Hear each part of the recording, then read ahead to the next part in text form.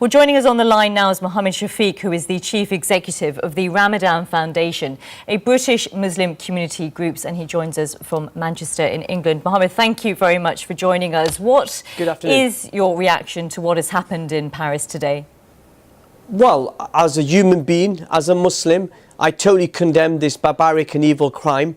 If they think that they have the right to kill innocent people because they disagree with cartoons, then they're living in a parallel universe. We as Muslims abhor the terrorism, we abhor their actions, and they don't do it in my name or the name of my great faith. I'm somebody who opposes those cartoons, have consistently opposed those cartoons, but do that through the political protests, through the media, and through peaceful methods. There's no excuse for violence whatsoever. And in a democracy, people are free to express themselves how they want to. Equally, we are free to express our opposition to those cartoons, but no violence is ever the solution to any problem. Are you surprised, though, by what unfolded at the offices this morning? I'm not surprised, because we're obviously facing a heightened threat now from ISIS and other terrorist organisations who think that the best way to damage relations in our countries is to carry out lone wolf attacks, as we saw in London last year with Lee Rigby, as we've seen so brutally today in Paris. We as Muslims, as Christians, as Jews, as people of no faith, all need to come together and unify against this threat. The terrorists want to divide us, and in that we must make sure that they don't succeed. Many of the journalists we've been speaking to have been saying to us there is a line that should be open always for journalists when they are commenting on any aspect of news or topical matters, whether it be satirical or in the news agenda. Has a line been crossed, do you think, for this paper?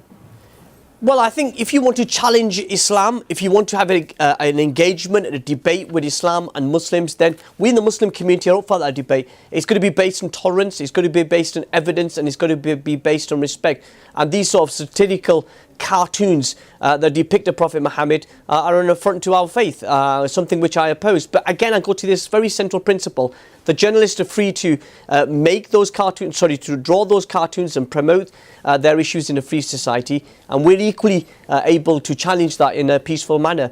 There's no place for violence or terrorism or death threats against anybody. Any person was subjected to death threats last year by Al-Shabaab and Al-Qaeda, so we won't take we won't be taking any lectures, if you like, from these terrorists who want to cause harm and division. And my thoughts and prayers are with the families of those that have been injured and been killed in Paris today. Are you worried about what an attack like this, done by a group using the name Allah in the name of the Muslim community there, what it does to people that are living not only in Paris and France but in England as well? It confuses people.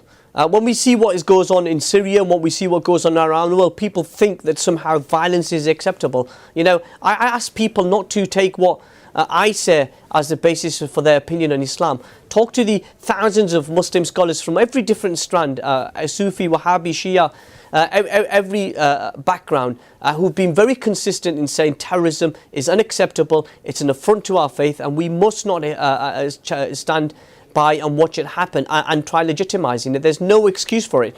And we've got a huge debate going on within the Muslim community about this issue. There's a huge challenge now to expose this ideology, the sources of funding, where it comes from, and above all, to say to young people that if you want to challenge what goes on in Syria, if you want to highlight the issue of Palestine and the Israelis, then the way to do that is through the political process, is through peaceful methods in this country and around the world, and not through violence. And anybody who engages in violence is an enemy, not just of the state, but as an enemy of Muslims around the world. Mohammed Shafiq, we're grateful for your time. Thank you very much for joining us. And in fact, following on from what Mohammed was saying, that debate is happening in the Muslim community globally.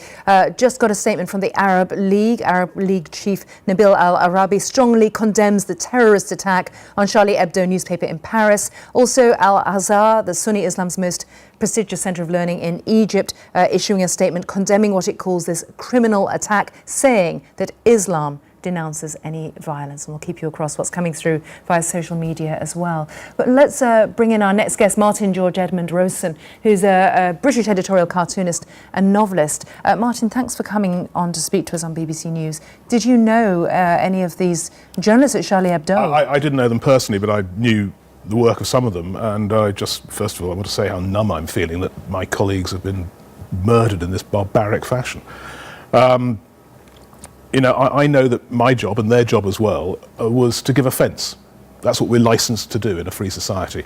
It's part of the political process, taunting, name-calling and giving offence.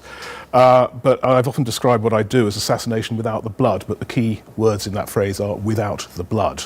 It's how we channel human emotions and human arguments, but in a non-violent way.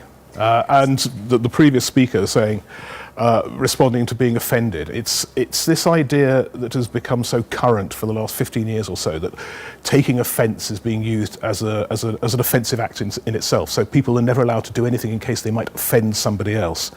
But as I've often said, the most offensive thing you could ever do is kill somebody else. So what would you do to those who say, to an extent, the journalists brought it on themselves? I'd say that is a truly offensive thing to say. Truly offensive. You know, I personally am offended by all sorts of things. It doesn't mean I'm going to go and murder somebody. And to say that, you know, they have done something which has offended somebody else and therefore they should be murdered, well, that's a barbaric medieval despotism. That's the kind of society we, I hope, don't live in.